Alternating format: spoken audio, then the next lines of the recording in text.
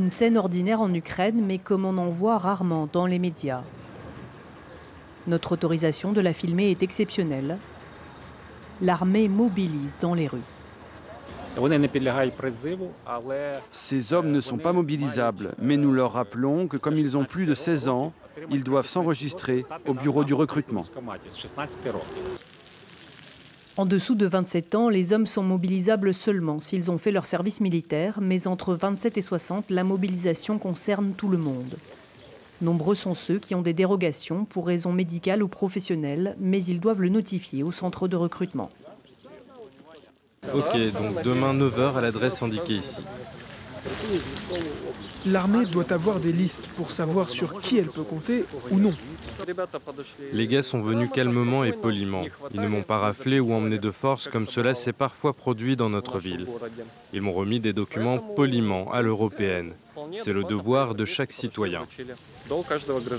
Mais nombreux sont ceux qui veulent éviter à tout prix ces patrouilles. Dès qu'elles entrent dans le parc, un message d'alerte apparaît sur la messagerie cryptée Telegram. Des dizaines de milliers d'Ukrainiens souscrivent à ces chaînes qui les préviennent dès qu'une patrouille opère dans leur secteur. Des milliers d'entre eux vont jusqu'à payer des pots de vin pour éviter la mobilisation. L'un d'eux accepte de nous parler à condition de rester anonyme et de ne pas être localisé.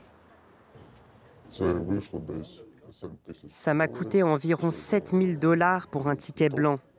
C'est une attestation médicale comme quoi je suis inapte au service. D'abord, j'ai payé. Ensuite, je suis allé dans les cliniques indiquées. Puis après quelques semaines, j'ai reçu mon document. Parmi ces réfractaires, nombreux se disent patriotes, mais évoquent des raisons financières ou familiales pour éviter de servir. Aussi, parfois, ils avouent avoir peur de mourir. Il y a des rumeurs comme quoi après 2 à 3 semaines seulement, ils t'envoient quelque part près de Bakhmut. Là-bas, on peut tous mourir. Et si tu n'as pas d'expérience, cela arrivera bien assez vite. Selon la vice-ministre de la Défense ukrainienne, c'est la Russie qui propagerait ces rumeurs.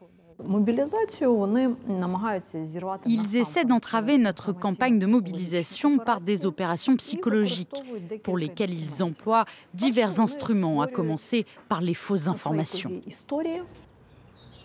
Cette ligne de communication ne suffit pas à convaincre.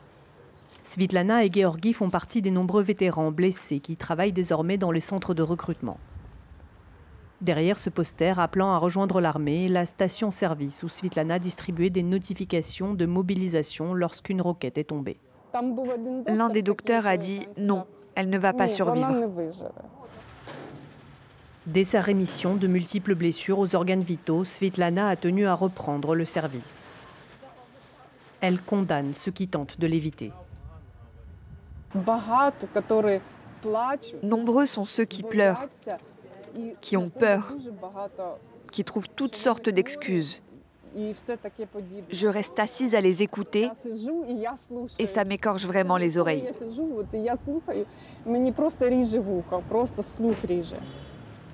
Georgi, lui, a perdu son bras sur le front de Kherson. Ma blessure fait peur aux gens. Ils se disent que c'est ce qui pourrait leur arriver. Mais d'un autre côté, lorsqu'ils voient quelqu'un qui est blessé mais qui sert quand même, cela les motive aussi un peu. Ici, au centre de recrutement de Mykolaïv où les mobilisés doivent se présenter, Svitlana est en charge de la base de données. En fait, comme nous avons la loi martiale, tous les hommes en âge de servir devraient se présenter d'eux-mêmes pour un contrôle médical et une mise à jour de leur état civil.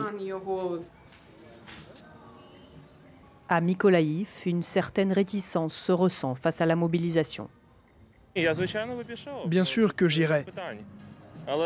Mais honnêtement, pour le moment, je ne suis pas prêt.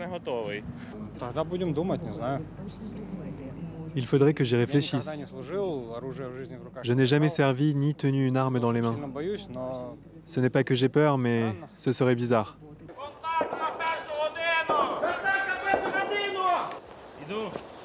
Dans la région de Kiev, les nouvelles recrues s'entraînent déjà pour la contre-offensive. On y pense à chaque instant. On travaille les tactiques d'assaut des positions de notre ennemi pour reprendre notre territoire et notre pays. Andriy s'est enrôlé de lui-même, mais il comprend ceux qui rechignent à y aller. Les gens ont toutes sortes de problèmes. Alors je vais le dire comme ça. S'il le faudra, si on a vraiment besoin de gens, alors même ceux qui aujourd'hui ne veulent pas servir, serviront. En Ukraine, ils sont des millions à espérer que cela n'arrive pas.